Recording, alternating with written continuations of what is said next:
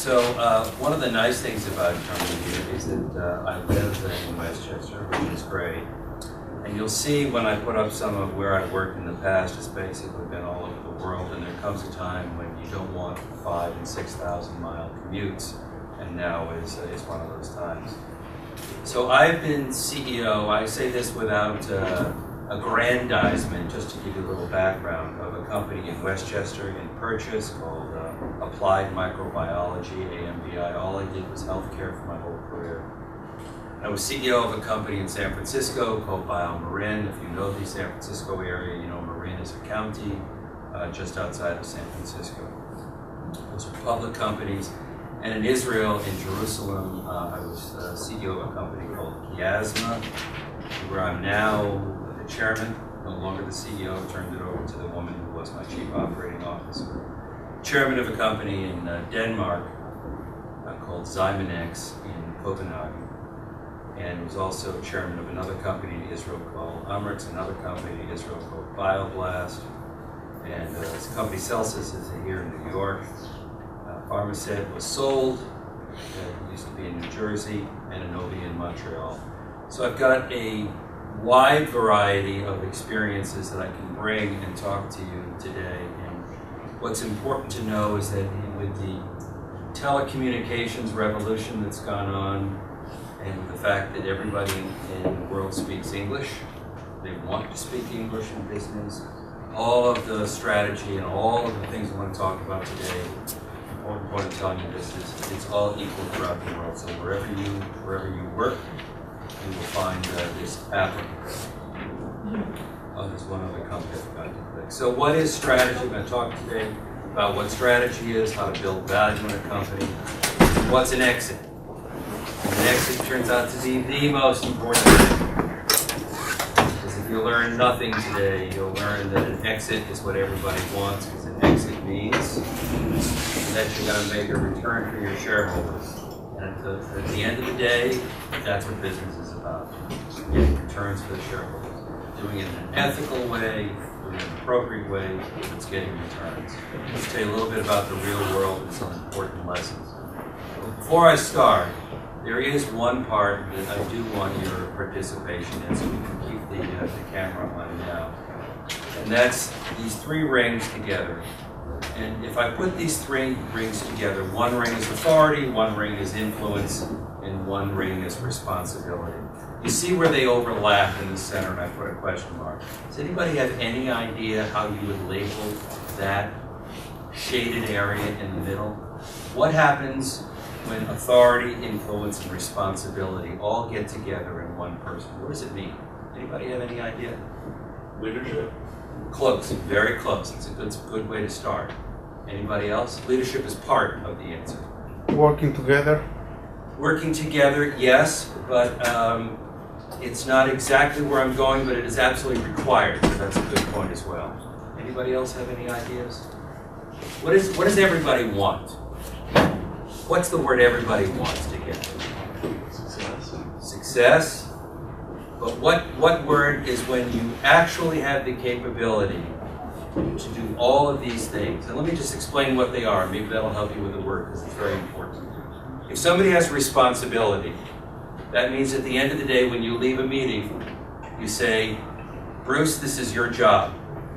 You're going to do the following three things. It's your responsibility. That's what responsibility is. Influence is when Bruce turns to somebody else and he says, I need some help on here, and the person readily wants to help. Why? Because Bruce has good influence. He has been somebody who has done things for other people, and they want to go with him. So part of that is working together. The authority is somebody who actually can do something. So for example, if I have influence, and I say I'd like to do something in my company, but I'm not the chairman or I'm not the CEO, I don't have the authority to make it happen. If I'm not the chief financial officer, I can't write the check. So authority is somebody who can actually does something to make something happen. Influence is a way to get somebody to get involved, and responsibility is to say it's on my shoulders. When you put the three together, any other words, then I'm going to tell you, yes. Motivation? No, but that's also another good thing to have. Power. you put these three things together, you have power. But let me say this another way. If you don't have all three of these things, you don't have power. So when somebody says to you, well, he's got a lot of influence, that's nice. It doesn't mean very much. Somebody says, well, it's my job to go away and do something. Well, that's great. But if you really want to get something done, you have to get all three. Strategic planning is about getting all three of these things. It's to accrue power to yourself. So in your careers as you look forward, try to think about these overlaps. It's always there in the back of my mind, especially when I interview people as well, to see, are they somebody who could eventually amass some power? So I mentioned in the beginning what a company's objective is. It's to optimize your products, get the best products out there, and then to make sure you have a maximum return on investment. That's it. It's nothing else. To do it ethically, to do it appropriately, not illegally, that's all assumed. But that's what it's all about, and that's what strategy is about, to get the best products. And to get the best products, you have to do some kind of development work on those products, whether it's science or not science. And you've got to do what's called portfolio management. What is portfolio management? Think about Procter & Gamble. If you go home tonight, you'll probably go into your pantries and find 10 or 15 products with very small type at the bottom. They'll say Procter & Gamble. Pringles, they'll have tissues or Pampers. Portfolio development. It is a series of products that are not all the same. If Procter & Gamble were only things like Tide, which is a detergent, if that's all they were, what happens if somebody comes up one day and comes up with a completely new way to do cleaning? They're out of business. So they've got tremendous portfolio of products in all the key consumer areas. Very, very important. You've heard about one product companies. Usually they don't last very long. Now, I'm not going to give you all of these slides in any detail. They're all available for you. But strategic planning is very important at different times of development in the company. I do a lot of things where at stage 0, what that means is I start a company, or I'm there with a group of guys and gals at the very beginning. If I don't start it, we all start it together. When there's just a few people, it's called informal. Well, how could you do strategic planning? You sure can do strategic planning. I started a company literally in my house a year and a half ago. And I wrote a business plan. I sat down and wrote a business plan for this particular company.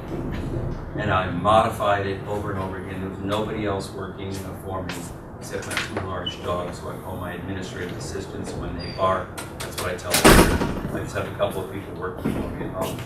All the way through what stage 4 is when you are a mature company and you have collaborative arrangements. You have partnerships, you have licenses, somebody else owns a piece of you, and you can see what happens to the graphics there. Is part of this a pointer? Yeah, there's a laser pointer in the middle. The red? Yeah. So what you see is from the very simple, the informal management, all the way to the complex. You're going to hear something from me today, and it's another thing along with those circles. Everything in business revolves around management. It revolves around people. Everything else is secondary. So those are 2 things that you learned today, the 3 circles, how to get power, and getting the best people into the organization. Everything else is unnecessary. I hope to teach you a little bit about some things, but if those are the 2 things you take away, that would be great. So when you strategize for project excellence, what does that mean? That means you've got to figure out who has got the responsibility, who is the chair of a committee, or who are the group of people who are going to do something. You've got to put a Gantt chart together to figure out, who am I going to, if somebody does something, it has to be done in time for somebody else to do something. Otherwise, if it comes later, what are they going to be doing? Standing around doing nothing. So it's very important to make sure, that everyone is planning on the same page. So projects turn into products. Some projects fail. It's absolutely okay to be associated with the failure of a project. But sometimes from those things, you learn how to do something very new. So learning through failure is just fun. You don't want to make a history of it. You don't want to have everything fail at any time. There's nothing or no one should ever be ashamed of failing of something if they've done it well. When you think about, there are some cars that have absolutely failed, but their technology was great. And many years later, the technology in those cars turned out to be good. Maybe the design of the car was terrible, but the failures of some of those things have turned out to be quite good. Portfolio management takes the same concept and says, I have different products. I have to make sure that I'm not a one-product company. So all of the kinds of decision-making that goes on are all there to make sure that what you do for a multiplicity of products. Complicated slide. This is just a way in which we, on the planning side, think about how do we make sure that the people who are working on projects and the people who are working on products and programs, how do they all work together? Whether this schematic is something that is translatable into every company is not important. The key message is people have to talk to each other in companies. They have to know when they're handing something off to somebody, and everybody's got to be on the same page. People have to know what's going on at all times. And then I didn't fill anything out here, but at the end of a meeting, somebody's got to take notes. And the notes, don't think of the notes as some long memo. Think of notes as something that can be put in a PowerPoint. And what it is to say, here are the things this is tasks that are planned or assignments that are given out or responsibilities. Here are the tasks that are done. These are simply visualizations, so if somebody takes a quick look at this, they'll know that the first one is 3/4 done, this one hasn't been started yet, half done, etc. And who's the responsibility? You leave a meeting and you don't know whose responsibility it is, nothing is ever going to get done. And there's another reason you do this thing with responsibility. Sometimes two people will leave a meeting and they'll come up with the opposite thing of what they're supposed to do. Somebody will say, well, I know what I'm supposed to do, it's X. Somebody else will say, well, it's supposed to be Y. So if you have something like here and it's all put down on a piece of paper and it's circulated immediately within a day to everybody else, people would say, whoa, I didn't hear that at that meeting. That's not what I heard. No shame in that. Nobody gets angry. You say, let's get together, let's pick up a phone, let's send an email. What's going on here? That's the best. Communication can solve so many problems. The worst thing you can do is to not discuss a potential problem with somebody else. So there is no recipe. There's no one way to do strategic planning. I'd like to give you some examples. They are in the technology space of where people didn't do planning, and here's what happens. So I'm going to tell you a little bit about 3 technology companies. Pfizer, on the device side, not the drug side. SmithKline in French, which was an old pharmaceutical company, now is part of something else. And MySpace. So I'll give you 3 quick examples. I love to talk about Pulp Fiction, one of the great movies of all time.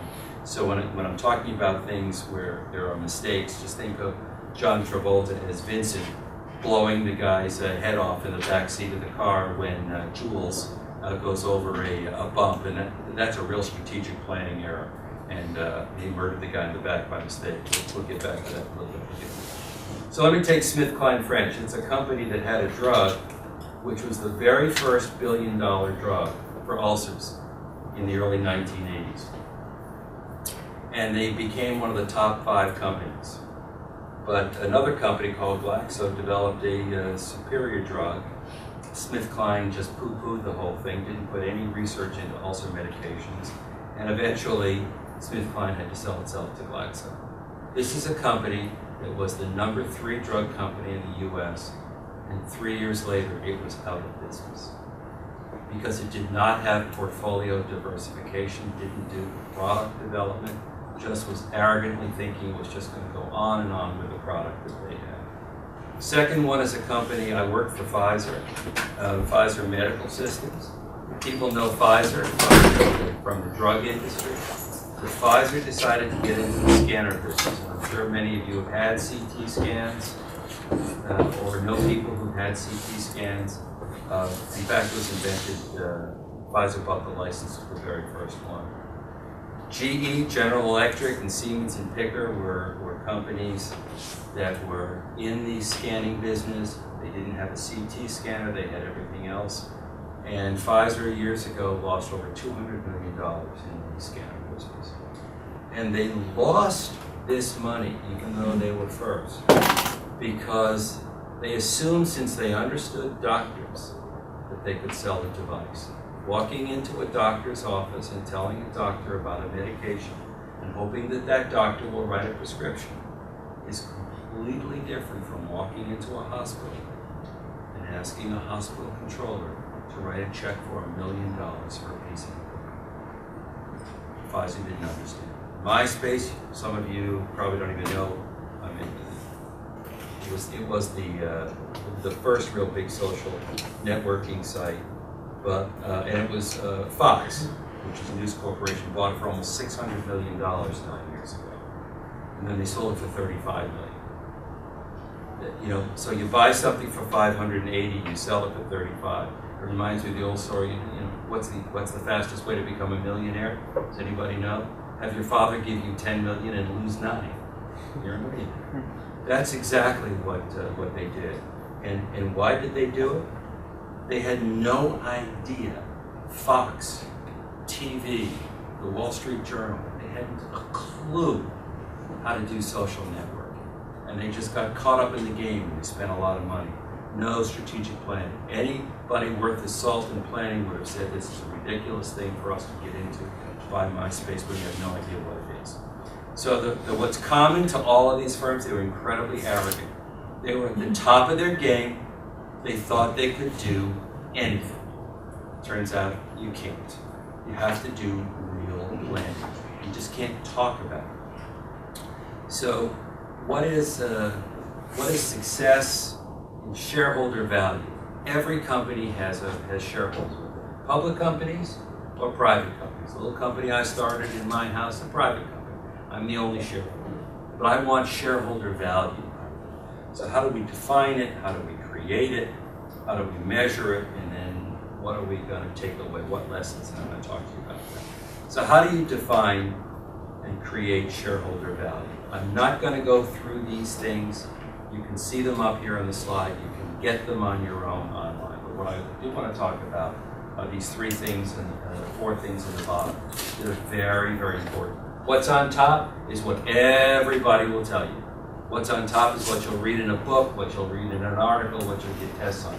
This is the stuff that you're not going to get tested on, and this is where the rubber meets the road. You have to have a backup plan. No matter how good your strategic plan is, if you think arrogantly that it's always going to work under any set of circumstances, you're going to be wrong. And if you don't have a backup plan for what goes wrong, you're going to be in terrible trouble.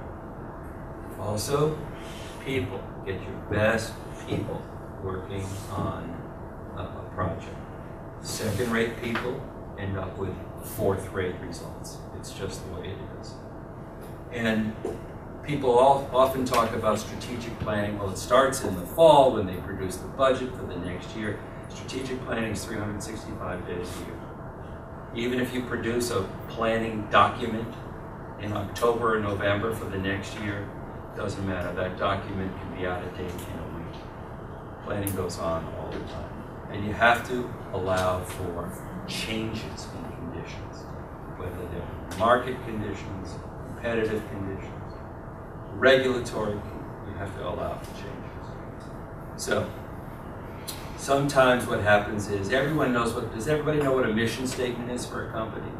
I assume you do. It's what your ethos is. It's what you're all about.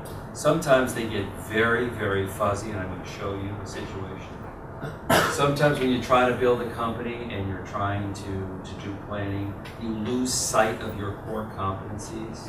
You just don't know. That's why News Corporation screwed up buying MySpace. News Corporation knows news, and they know television. They didn't know anything about social media. And their core competency was not social media. So timelines get missed, and they don't know what to do. those Gantt charts I talked about, no one takes responsibility for getting things back on track. And I lost my screen. And sometimes an organization will only exist on paper. You talk about, well, I have a VP of finance or I have a VP of marketing. Very nice, but those people really don't do jobs. So it's a beautiful chart, but you're not getting any productivity out of the people. If you don't get that, you're not going to get value. And sometimes you don't have enough money. What do you do when you run out of money? So I talked about a mission statement. This is when I ran a company in San Francisco called BioMarin. That was the mission statement. Does I have any volunteers to read it quickly? You want to just read that? Can you read that back there? Yeah, kind of. BioMarin specialized in the discovery, development, and commercialization of carbohydrate enzyme therapeutics. Since inception in 1998, BioMarin has applied its proprietary enzyme technology to the development of products in 4 therapeutic areas: generic disease, burn and debridement, right. Debridement Systemic fungal infections. Yeah, systemic fungal infections and inflammation. Psoriasis. Yeah, glycoenzyme, a BioMarin subsidiary provides analytical and diagnostic products and services in the technological area of carbohydrate biology. Does anybody have any idea what that means? I have a strong science background. I don't have a clue. Not a clue. So they asked me to be CEO of this company, and the first thing I said, what do you do? And they gave me the mission statement. And I said, this is nonsense. This makes absolutely no sense to me. So they said, well, what is it? And I said, well, we develop enzyme drugs for serious life-threatening conditions. Oh. The technology is enzymes. How do we apply it for people who are dying? I get that. You think BioMarin was successful with that mission statement? They couldn't raise money. They couldn't attract people. How do you say to somebody, come join my company? Great. What do you do? And then you go through this nonsense here. You think anyone's going to be excited about joining that company? No. So a simple thing like a mission statement is number one for strategic planning. Have you ever heard of what's called the 30-second elevator speech? I see some people nodding, some people not nodding. If by the time you get in an elevator with somebody, and somebody says to you on the first floor, what do you do for a living, or what does your company do? By the time you get to the second or third floor, you have to be able to say what you do or what your company does. And it's got to be very, very simple. You know the KISS rule? K-I-S-S? Keep it simple, stupid. It's just the most important thing you can learn. Just ease up on everything. That's what this is. Down here. That's the KISS rule. Keep it simple, stupid. And you apply that, the simpler, the more focused, the better off you are. Sometimes your core competencies, you don't even know what they are. How did the News Corporation buy MySpace? I'm still I'm astounded by $580 million for something they had no idea what to do. Well, in my industry, which is drug development, a lot of time people think they can do it all. They can develop drugs from the research labs all the way to selling them in doctors' offices. And what I call a temptation creep.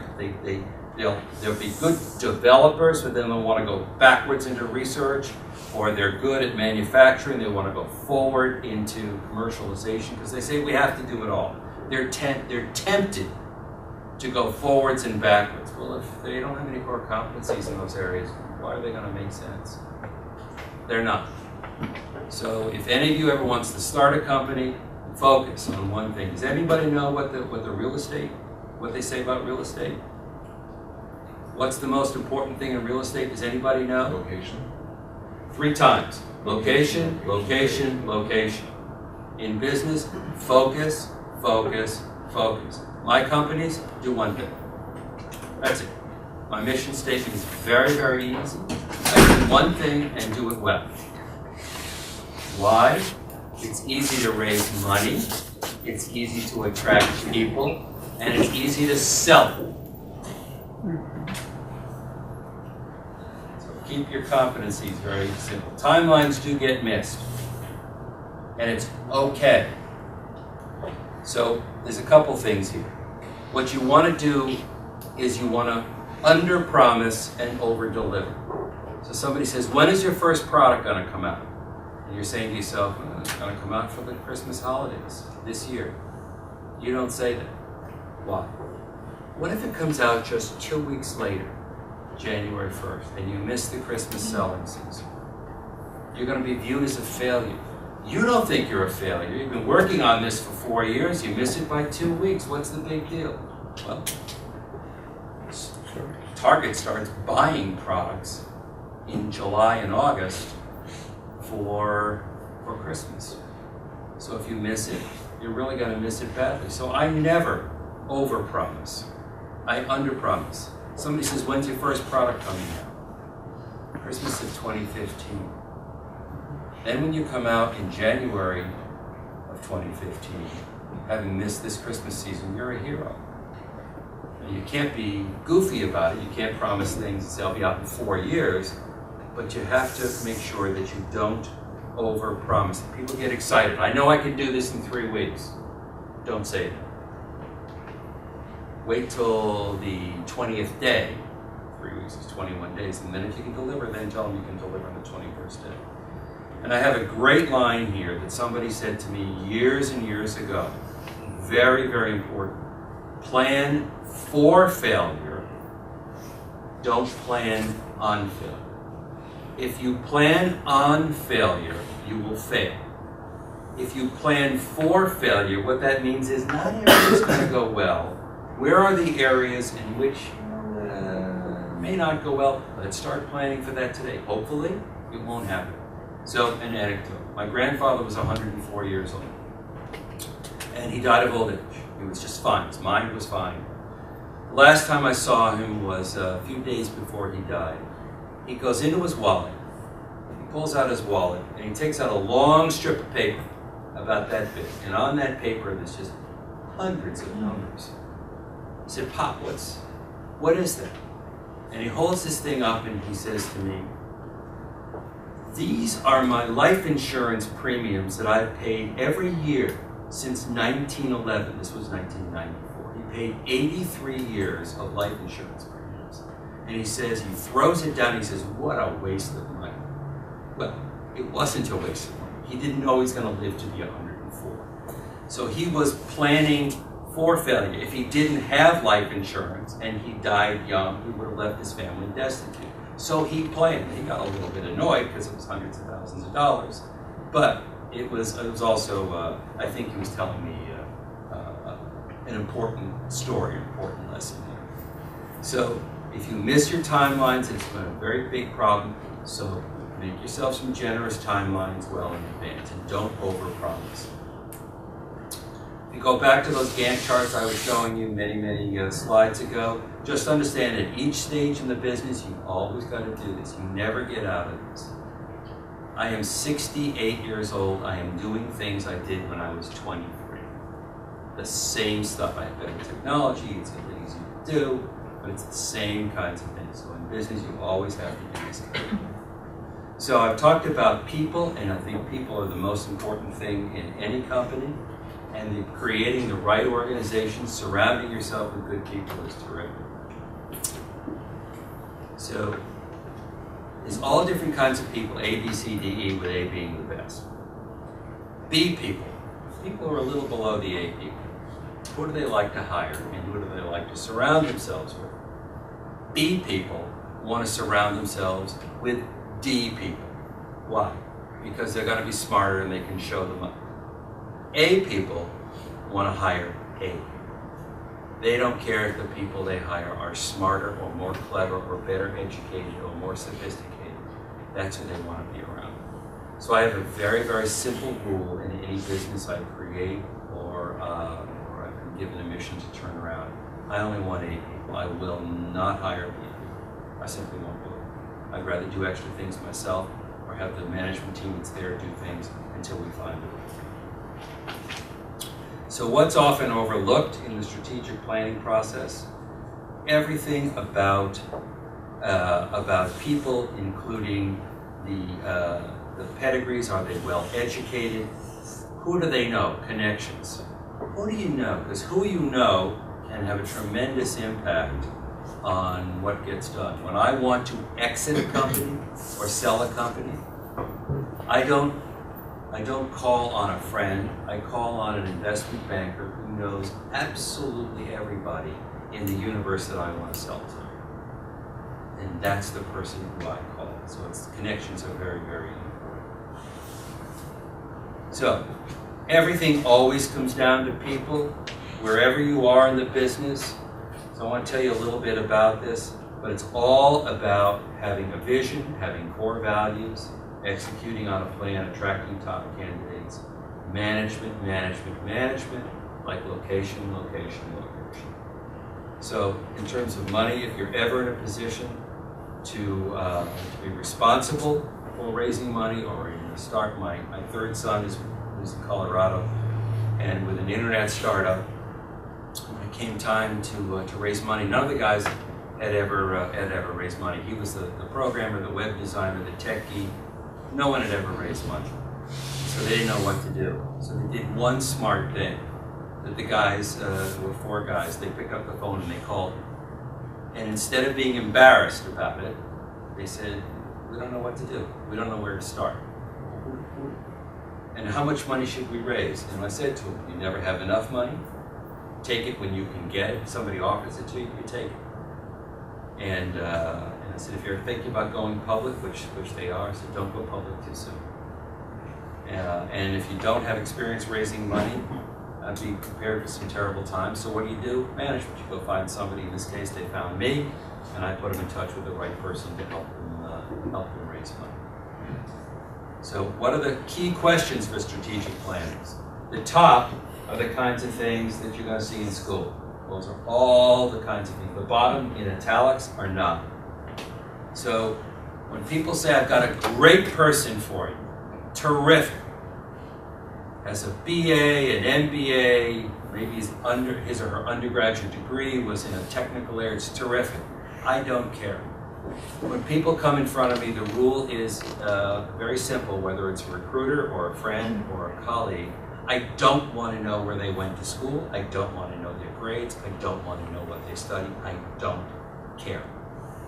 All that doesn't mean anything to me. I want to know, what do they actually do? What have they done? What have they been successful at? And one of the questions that I ask people, which you may want to think about if you're ever in a position to hire somebody, ask them not all the good things they've done. Start by saying, where have you failed? Give me a project that didn't work. Give me something that you thought you were good at and it didn't work out. And then tell me what you learned from it. That's what I want to know from you. I don't want to know whether they went to a certain school and they had a 4.0 average. I don't care. I have 2 Ivy League degrees. I can tell you I had morons in my classes in both colleges. Morons. I don't care where somebody went to school. It doesn't mean anything to me. And the last thing is very, very important. Since nothing ever is what it says it's going to be, what happens if your business model takes 100% longer time or 100% more money? Think about that on day 1 and start planning. That's real strategic planning. So I don't want to go over this. People are the biggest problem. But to go again to the bottom two things here. Most people cannot tell the truth about themselves. They just can't. There are certain things that they cannot admit failure, or they cannot admit that they don't know something. One of the most important lessons you can learn if you want to get in business are what 3 words are the most important you can say if somebody asks you something? I don't know. Yeah. I don't know. I don't know. That's it. Perfect. I don't know. I don't know, comma, please tell me. It's so important. But if somebody says, do you know the following, and you sit there and you don't have a clue and you go, oh yeah, you will be found out as being a fraud and you're going to have a terrible time, or you'll be fired. I don't know. I say it all the time. I haven't a clue. I'm in the science business. I develop drugs. I have 14 patents to my name. That's what I do. I know how to develop drugs. A year and a half ago, I started a publishing company, publishing fiction. I knew nothing. Any of you ever watched Seinfeld? George Costanza? What's it all about? Nothing. I knew zero. So I went to people and I asked them questions like a 2-year-old. They'd give me an answer. I'd say, what? I'd say something else. I'd say, I don't understand that. Please tell me. On and on and on and on. That's how you never can be afraid to do that. So, you have to be able to define shareholder value. What is it? Is it the number of products that you sell? Maybe. Is it your market share? Maybe. Is it how much value you get from the company? Maybe. Any of those things. But define it up front. That's strategic planning. How do you measure it? Is it dollars? Is it units? Is it market share? And don't ever, ever believe somebody who shows you a projection for their revenues and their profits that goes straight up. Oh, well, we're going to go from nothing in sales to $1 billion in 5 years. It's in the bag. Walk away. Don't form a partnership with that person. Don't hire that person. Know who your customers are. Very important. Pfizer, the CT scanner business, they didn't know their customers. They thought their customers are doctors. Doctors don't buy the scanners. Doctors use the scanners, but they don't buy them. They didn't understand the customer. The customer was the hospital control. Have a backup plan because things don't always work out. And surround yourself with top-notch people. So I want to just give you very quickly, Chiasma is a company that I was the CEO of. I'm now the chairman, but only for the next 3 weeks, and then I'm out. No one challenged the business strategy. This was a company, we had 6 people in the company. The business strategy was atrocious. They brought me in, it was almost no strategy. And no one challenged it. Everyone was afraid of everyone else to challenge it. In terms of the projects that we were doing, everyone was afraid to rock the boat. They said, well, we can't ask the FDA to do this. Why not? Well, it's never been done before. So what? Before Columbus sailed, no European had ever come to the U.S. to the Western Hemisphere. They were afraid. Ask them. I've had people are astounded when they find out that I did something. I've been called the Homer Simpson of the drug industry. Because after I do something, people go, oh, that was just so obvious. Well, it wasn't obvious. So I go to the FDA. And I say, we'd like to do the following. And here's why. You bring good science and you bring good people, and they always say, so far to me, yeah, that makes a lot of sense. And now everyone's doing it. It wasn't that way before. Because everyone said, well, the FDA wouldn't go for that. Maybe they would. So how do you prepare for an exit? Remember, planning is always about getting out of the business. The most important contract that any of you will ever sign if you ever join a big company is your employment agreement. And the most important part of the employment agreement is what? How much salary? No. How much bonus? No. What your 401k is? No. What your severance is on the way out. That is by far the most important thing. Negotiate that up front because you've always got to prepare for an exit and it's not always going to be favorable. I always start at the back and move forward. Let's talk about the severance. Let's talk about the exit. So just to tell you about strategic planning, the company that I'm about to not be chairman, and that's because we've essentially sold the company, so the company doesn't exist. We're going to launch the product, which is called Octreolin, in the 3rd quarter of next year. We started planning on selling the product, how to sell the product to doctors. We started to do that 45 months prior to launch. Almost 4 years prior to launch. And I tell you, I was nervous that we could even do it in 45 months. So people who say, well, I'll have a product, and whether it's a new potato chip or whatever it is, and don't worry, it's going to launch in July, we'll start working on it in May or June. No, it doesn't work that way. You've got to really plan for these things. So at the very end, how do you execute an exit strategy? In my case, this was that company, Chiasma, that I just mentioned, that we planned 45 months in advance. We sold the product to Roche, the second biggest pharmaceutical company. And we sold it to them. It took a year to do the deal. A year. You would think, we got the product, we'll talk to you about the product, we can do a deal in a few weeks. It was almost exactly 12 months. So these are all the things that you need to do to create shareholder value. Again, they'll tell you in the textbook, but a little bit of repetition, but repetition is important in school. Have a backup plan and allow for changes in the market and hire first-rate people. And as I said before, planning is not a one-time exercise. It's something that goes on 365 days a year. So another thing I want to tell you about is if you remember Pulp Fiction, was you see the blood in the back of the car, that's when Vincent shot the guy by mistake. And so there's all the time, and they hadn't planned on this. So there's all sorts of screw-ups that go on. And you have to think about, well, what are you going to do if there's a screw-up? You got to think in advance. Have any of you seen Pulp Fiction? Because I don't.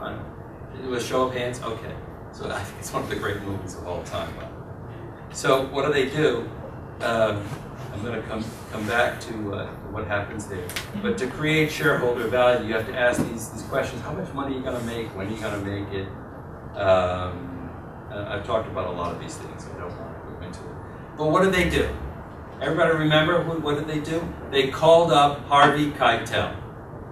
Remember what his name was in the movie? Mr. Wolf. Mr. Wolf. And what was his job? Yeah, that's what he was. But he actually had a name. Quentin Tarantino called him the cleaner. Right. So you have watched the movie. Okay. So they called in Harvey Keitel. And I've actually been called the Harvey Keitel in biotech. Most of these companies were in terrible shape, and I come in and they call me the wolf. It's one of the funny things that they do. So all these companies had problems and came in as the fixer and fixed it. And I want to give you some real life experience. I want to show you a few things. There was a company called Peptimmune, was up in Boston. And the investors in this company, the venture capitalists, made us, they owned 85% of the company, they made us do a corporate deal that we didn't want to do, that we said was going to doom the company. And that's in fact what happened. The exit failed, the company went bankrupt, we filed a Chapter 11 bankruptcy. It's because the investors, they thought they were smarter than anybody else. They really didn't know the technology that well, they didn't really understand the market, and they made us do a deal, and it was terrible. So sometimes you just can't listen to the people. You have to be able to stand up. We tried very hard. Omrix was a company that it was completely fractured when I got there. At the end, we did an IPO, and then we sold it to Johnson & Johnson, and it was successful because I had learned from Peptimmune.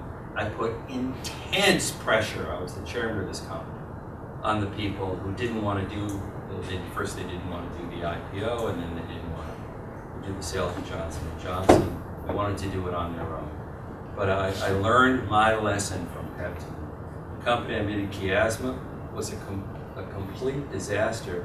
And why did we succeed here? Because when I went to Roche, I got a deal that was so astronomical, I almost had to swallow with a big smile because I didn't want to give away that the deal was just so fantastic. It's a fair deal for Roche too, but we got an enormous amount of money from that. So Enobia was the last example I'm going to give you. This was a great company that everybody was aligned. The investors were aligned, management, everybody did everything well. And so we got a great exit when we sold it to them. Deals succeed, exits succeed, return on investment succeeds when you have many people bidding for your product, and that you absolutely bring in the best investment banks, lawyers, and accountants.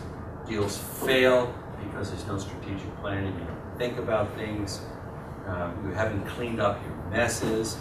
The board disagrees with management, and you don't bring in a top-notch outside team. So President Clinton, said it's the economy stupid in the 1992 presidential election. It's all the process. So what you do is you take all of the things that you're going to learn in school, all these things about forecasts, and put all of the analyses together, but then you have to screen them, to take out the bad ideas, and eventually you've got to put them through a funnel of all these really hard, well-thought, strategic plan concepts, and at the end of the day, you can do a deal. The easy things are what people think the hard things are. The spreadsheet analysis, the analysis you take in finance of net present value and all these formulas, they think that's the tough stuff. That's the trivial stuff. That's really, really easy stuff. The hard things are the things that have to do with management and with understanding your mission. What I like to do, and what I suggest all of you do if you ever get in a position X number of years from now where you can do something on an exit strategy and strategic plan for how you're going to get your money out, start at the end and work back. Same way we started 45 months in advance. On the deal in which we sold our product to Roche, I started to write the press release for that deal 11 months before I had a deal. And we said, that's crazy. Well, it's not crazy. Because as you sit down and you write a press release, if you can't write it, if you go back to the mission statement, it doesn't make sense, the market isn't going to understand it, then you don't really have a deal. So this is what and it's not a good deal if it's not easy to write, you're not sure of your employees, your board, your investors will have the right reaction. Your lawyers say you can't say this, or you say, I don't really like these guys on the other side of the table. If you have any of those feelings, start writing the press release now, stop working on it. So your takeaways, at the end of it, you see that Jules and Vincent are all cleaned up. It's when Harvey Keitel literally washed them down, got all the blood off, and gave them those goofy t-shirts and shorts, which they then went into the restaurant. That's a whole other great scene as well. But at the end of the day, I think these are some very, very important lessons. Everybody has to understand what the rules of the game are. Everybody has to speak the same language. Everybody has to do the right strategic planning. And the last thing is very important. A little praise can go a long, long way. So I'm very happy. I think that's my last slide. It is 49. Happy to take any questions if you want to turn off the